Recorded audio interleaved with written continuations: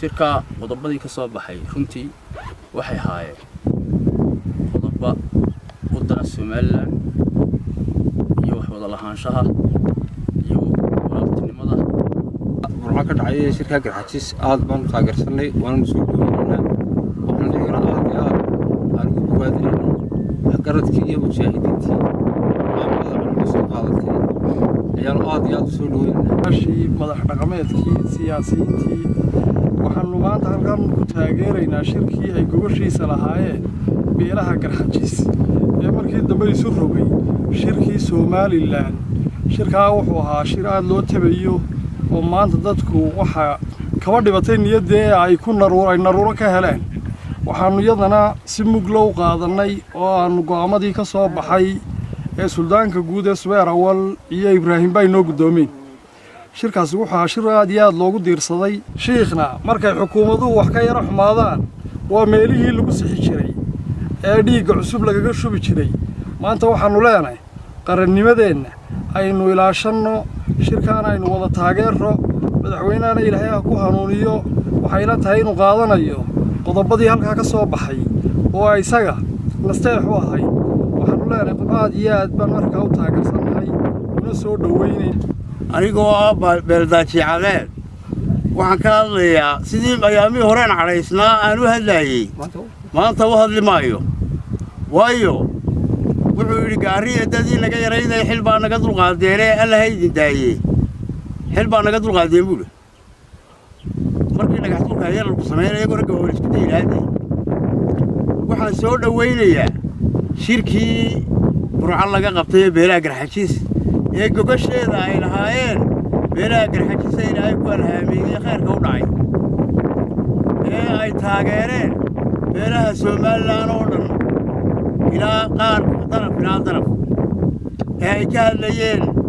haddii aan wax ka soo qaato beelaha Sultaan Daakir oo kale oo ka mid ah beelaha 6 gobol ba sheegtay inuu dego uu ka mid ahaa waxaan taageerayaa nin baa heesay wuxuu yidhi inta xaajiyadu nooliin ama shiikh xakama yahay rabbi oo na xidha mooyee xabsina laga dheeree waxaan uga jeedaa inta Ibraahim iyo suldaanku nooliin haddaan Subeer Awal nahay gudnimo alla naga dheeree horta annaga shirkani wuxuu ku saabsan yahay wax kale maaha waxaanu ku taageeraynaa oo ku ayiidaynaa qodobadii ka soo baxay shirweynihii ay qabteen beelaha garxajis oo aanan anigu odhan karin waa beelaha garxajis unba shirkaa joogay Somaliland amaba aan idhaahdee beesha dhexe ee aan cidi ka maqnayn baa shirkaa qabsatay shirkaasina wuxuu ahaa sidii aynu uga tashan lahayn aayaheen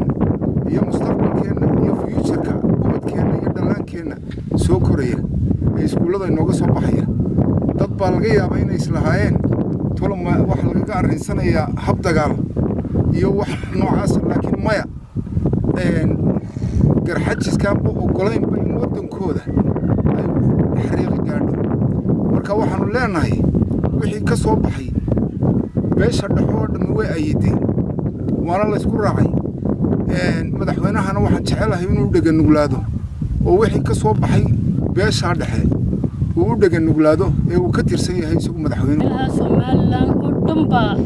ay ka tashkiil laga taliyay garxajis ku tashanay Somaliland baa lagu taliyay Somaliland looma kala talinayn ee waa loo wada taliyay ururintii shir dalka maanta lagu badbaadinayo sababta bixinayo ayuu haa shirkaas shirku garxajis ku tashanay ma yahay cirif ilaa cirif Somaliland maanta lagu sababta bixinayo oo lagu badbaadinayo la jecladiisa iyo tulaalihiisa iyo kalgacalkiisa ayuu haa shir ay Somaliland u soo igmatay beesha maanta reesh isxaaq ugu weyn ayuu haa shirkaas Somaliland baana soo igmatay garxajis waan reesh isxaaq iyaga ugu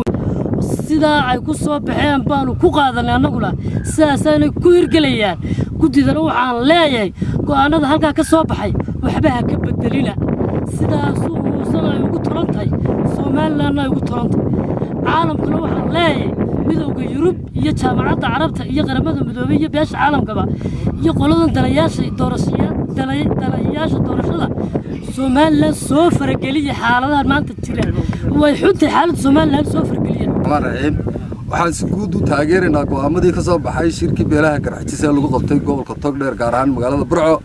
dhammaantiina sidaasaan u qaadanay qodobo wanaagsan bay ahaayeen suldaan xasan oo runta u sheegay madaxweynaha kii uu shalay taafurta 6 gobol ee somalilan baa uga ololeeyey kii maanta kursiga saaray mar hadduu runta u sheegana aad baan ugu farxay shirka dowladaha dhalinyarada degmada sheekhiyeeda iyo qorsheeda iyo siyaasiyiinteeda dhammaan waxaan taageersanahay shirkii garxajis ee gobolka burco ku qabteen waana soo dhaweynaynaa gaar ahaan waxaan taageeraynaa suldaankayga guud subaarayoon